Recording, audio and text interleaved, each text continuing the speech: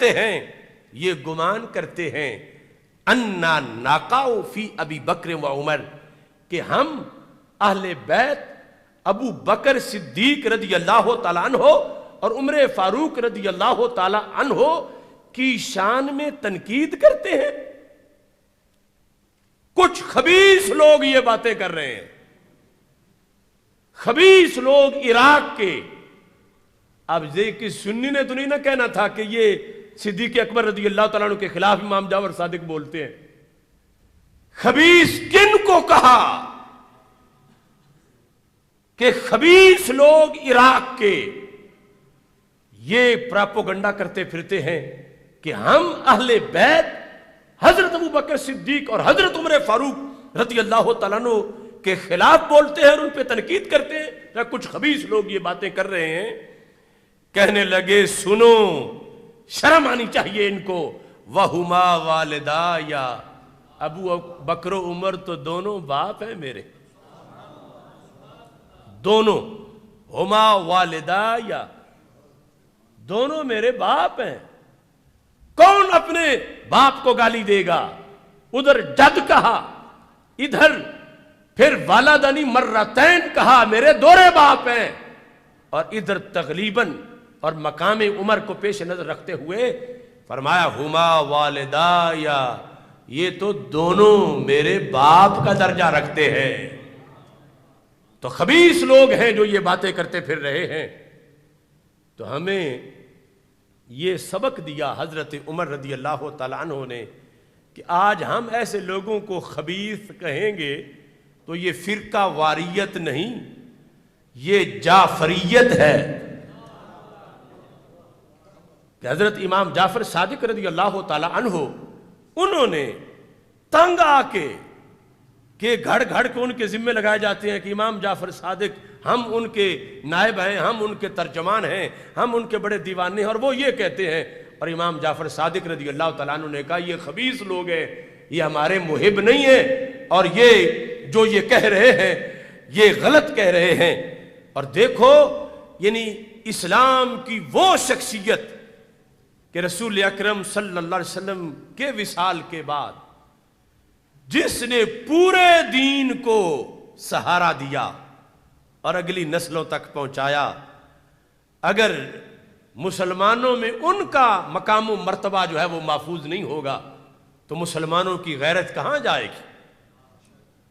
اس بنیاد پر یہ ضروری ہے کہ ہر مقام جہاں سے حملہ ہو رہا ہے اس جگہ ڈٹ کے جواب دیا جائے۔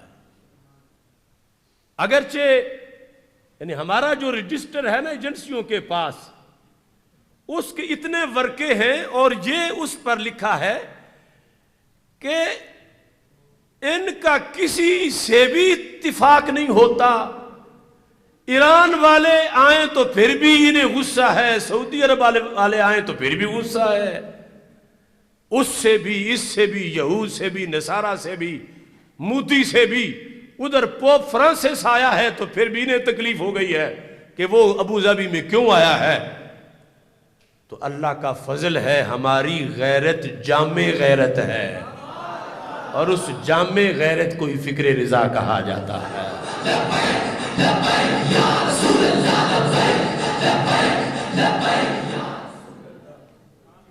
اس بنیاد پر امام جعفر صادق رضی اللہ تعالیٰ عنہ کا ابھی مناظرہ تو شروع نہیں ہوا، تو میں نے کہا تھا کہ انشاءاللہ اتنا لنگر تو دے دیں گے کہ کفایت کرے گا کافی دیر تک،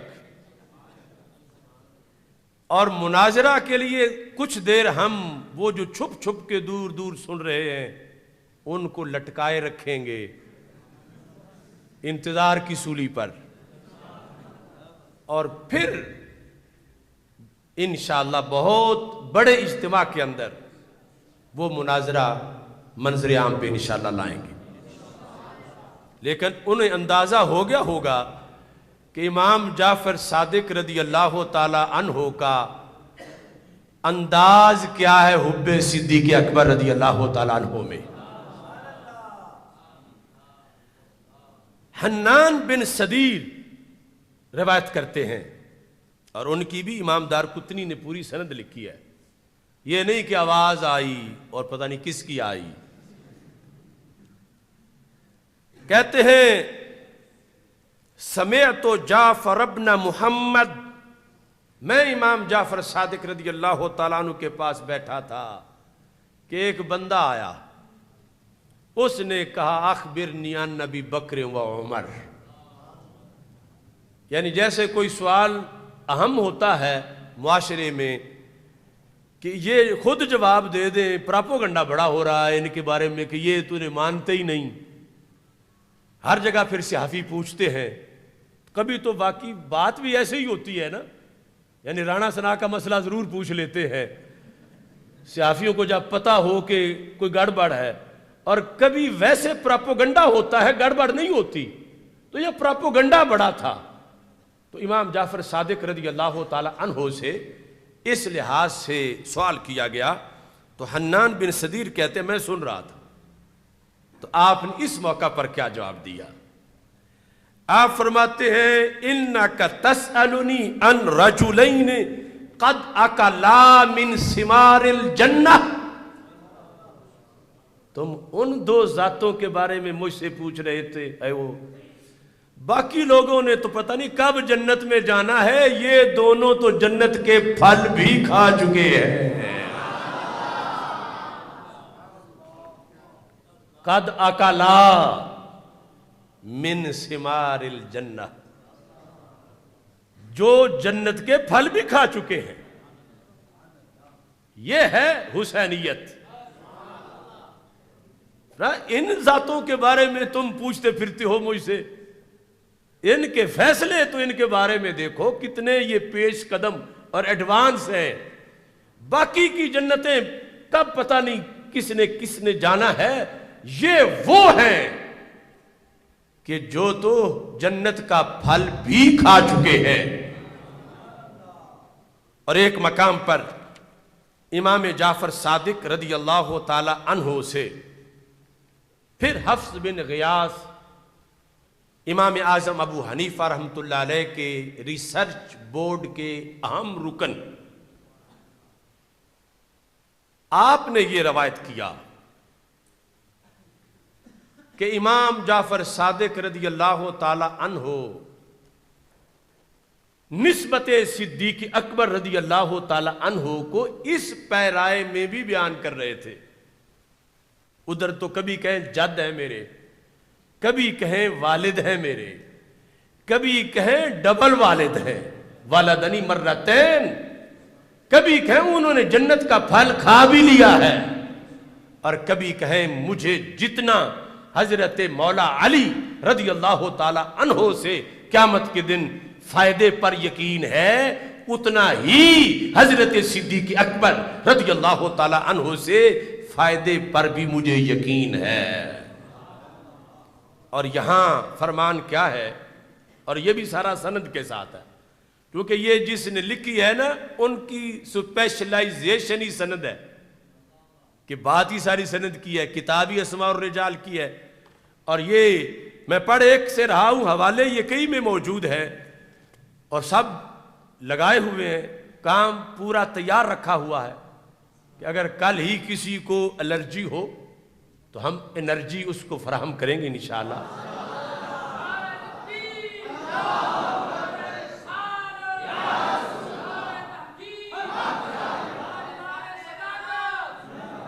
مرکز صراط مستقیم کی دیواروں سے لے کر ایران کے یتیم خانوں تک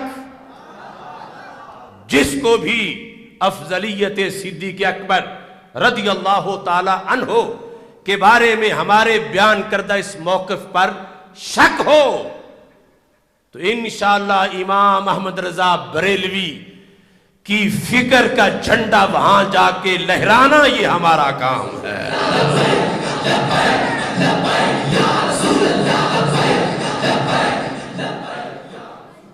سنو کیا خوبصورت انداز ہے. اب یہ نیا انداز ہے نسبت صدیق اکبر رضی اللہ تعالی عنہ کو بیان کرنے کا. کہ امام جعفر صادق رضی اللہ تعالیٰ عنہ جہاں بیٹھے تھے ساتھ ہی اس طرح کا ستون تھا. ظاہر ہے کہ پرانے زمانے کے ستون بھی بڑے بڑے ہوتے تھے. تو آپ نے فرمایا ما یسرنی بشفاعت ابی بکر رضی اللہ تعالی عنہ ھذل عمود و ذہبا.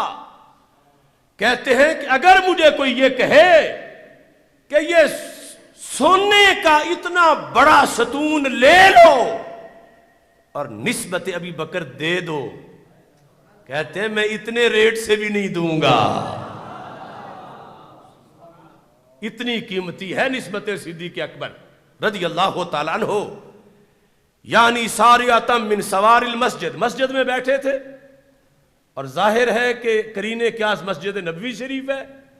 فرمایا اس مسجد کے ستونوں میں سے ایک ستون کی طرف اشارہ کرتے ہوئے، نہ لوگوں کو تو تولا تولا چھٹانک سونا بڑی بات ہے، یہ سارا ستون اتنا سونا مجھے کوئی دے کر کہے کہ جو تمہیں نسبت حضرت صدیق اکبر رضی اللہ تعالیٰ عنہ سے میسر ہے وہ فروخت کر دو، وہ مجھے دے دو. کہا میں اس کے منہ پہ ماروں گا وہ سونا.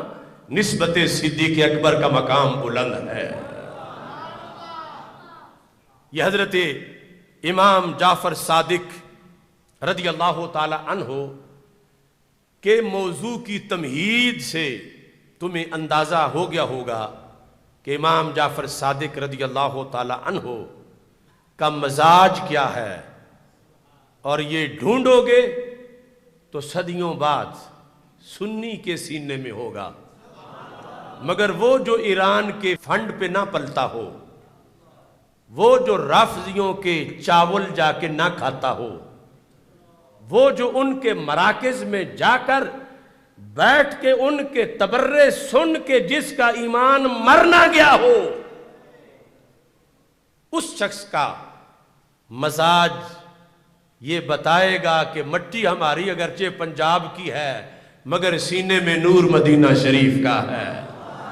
اگرچہ ہمارا شجرہ نسب جو ہے وہ کہیں اور کا ہے مگر ہمارے کلیجے میں نور آل رسول صلی اللہ علیہ وسلم کے شجرہ نسب کا ہے کہ جو سرکار دو عالم نور مجسم شفیع معظم صلی اللہ علیہ وسلم نے اس مقدس خاندان کو جو فیض عطا کیا رب ذوالجلال کے فضل و کرم سے، آج بھی اس کی خوشبو اہل سنت و جماعت میں موجود ہے. یہاں پر حلیۃ الاولیاء میں